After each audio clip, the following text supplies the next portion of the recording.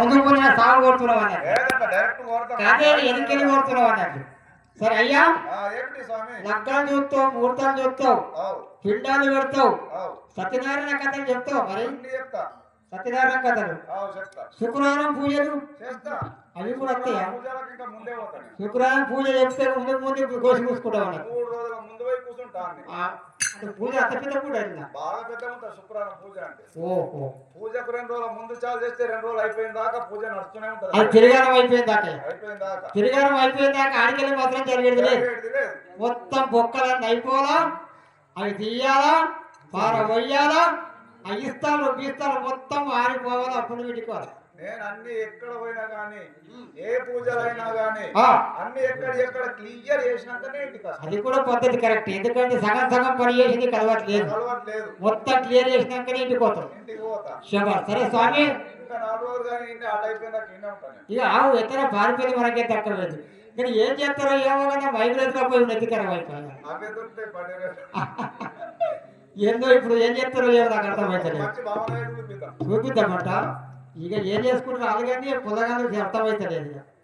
సరే అయ్యా, మరి మేము కైలాసంలో మా పార్వతి పరమేశ్వరులు అక్కడ మాత్రము లగ్నం చేయడానికి నిశ్చయించుకున్నాను. మరి ముహూర్తం తీయడానికి కైలాసం రావాలా? ఓ నాయనా, నేను దివ్యమైన మూత్రంలో పెడతా. మూత్రం అదే ఇప్పుడు ఏమన్నావు?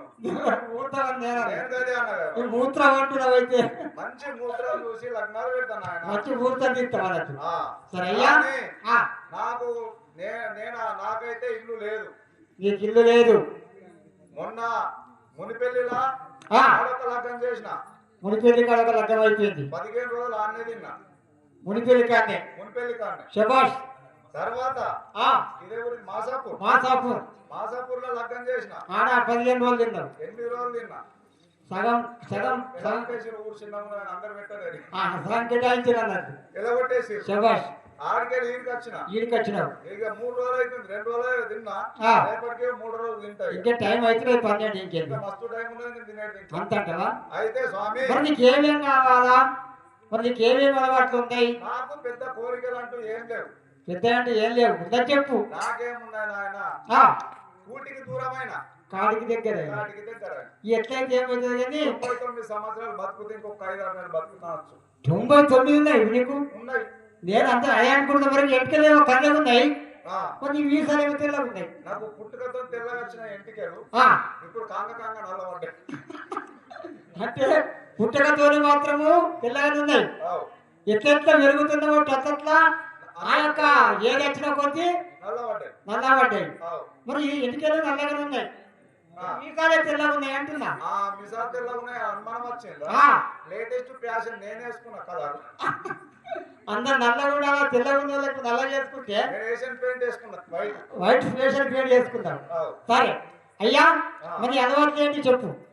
ఇగో స్వామి, నాకు ఆదివారము, బుధవారము, ఈ శుక్రవారం, ఈ 3 రోజులు మొద్దు మీద శామకూర కావాలి. 3 రోజులు మాత్రం మొద్దు మీద శామకూర కావాలి. మొద్దు మీద శామకూర కావాలి. శామకూర అంటే ఇందాక మొద్దు మీద శామకూర ఎట్టుంటదయ్యా? కటకట కొట్టి కవర్ చేసి ఇస్తారు. ఆదివారం వస్తే మస్తుగా వస్తారు. ఓహో, దాన్ని మాత్రం చికెన్ అంటాం మేము. ఓ శివ శివ శివ శివ అట్లా అనొద్దు నాయన, మేము శివభక్తులు డైరెక్ట్ అనొద్దు అట్లా.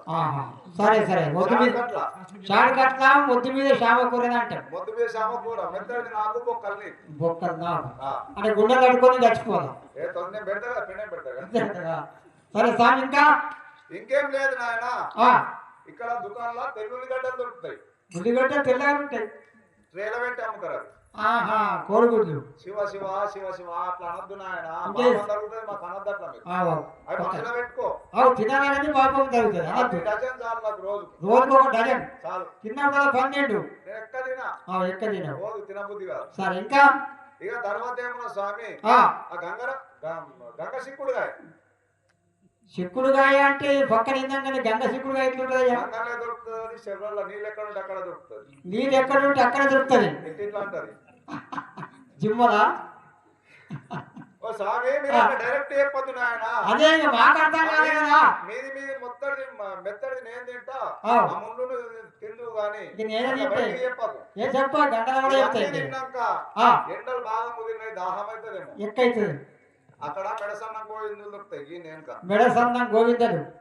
మెడసన్నం గోవిందలు అంటే ఇక్కడనే దొరుకుతాయి. అది తెల్లగా తీసారా? శివ శివ శివ శివ అట్లా అనొద్దు నాయన, మీరు మాకు అట్లా అనొద్దు, మమ్మల్ని గౌరవించాలి మీరు. పక్కన అన్ని సొర పూసుకుంటుందండి.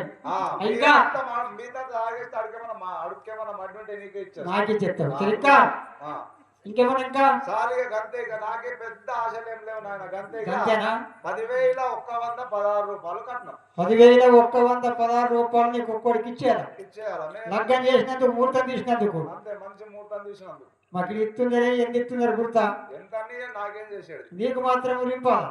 నీకు వరకట్నం ఎంత వస్తే అంత మొత్తం ఇచ్చేస్తాం. అట్లేం ఇస్తాం కానీ ఒక గంట పెళ్లి చేసినందుకు నీకు 10,116 రూపాయలు ఇవ్వాలి. ఆ గంట పెళ్లి చేసేందుకు ఎన్ని సంవత్సరాల నుండి మంత్రాలు నేర్చుకున్నాడా? వేద మంత్రాలు నేర్చుకున్నాడా? మొత్తం వేద మంత్రాలే కదా. వ్యక్తి మాత్రం వేద మంత్రాలు కావు కానీ సరే పోనేందుకు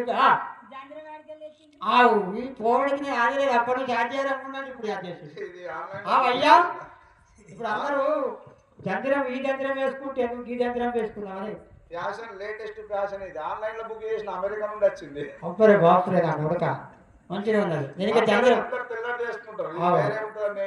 నేను అందుకోసం అప్పటి నుంచి అనుకున్నా, జంజరం అడుగుతలే అనుకున్నాను, కానొచ్చింది. సరే నిజమైన బ్రాహ్మణి. అయ్యా శంకరయ్య స్వామి, ఇవి బ్రాహ్మణయ్య బ్రాహ్మణులు అన్నావు కదా. తిరిగి తిరిగి తిరిగి అలసట చెంది నువ్వు తీసుకొచ్చిన ఈ బ్రాహ్మణయ్య యాడ దొరికిన గుర్తా? నిజామాబాద్ డిస్టిక్ లా, నిజామాబాద్ లో బస్ స్టాండ్ లో కూర్చున్నాడు ఈ బామణయ్య. అయ్యా మరి ఇట్లా పారిపోయి కూడా ఆడాడుతున్నాం మొత్తం అంటే వచ్చిండు. అదే మరి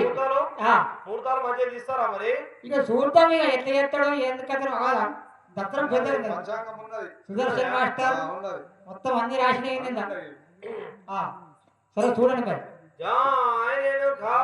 శక్తి మాతా